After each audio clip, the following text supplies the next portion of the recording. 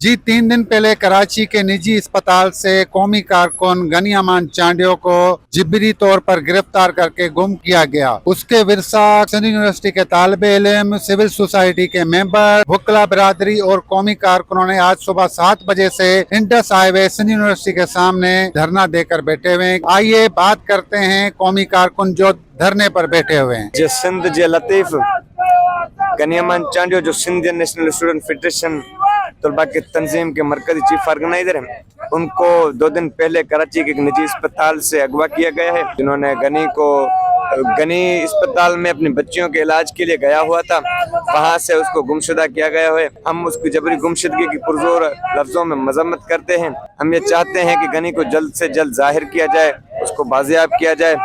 3 दिन से जो है सिंध के जो पुरअमन सियासी कारकुन हैं गनी अमान चांडियो, उनको जो है वो जबरदस्ती जो है वो लापता किया गया है। तो हम समझते हैं कि गनी अमान चांडियो एक पुरअमन सियासी कारकुन है।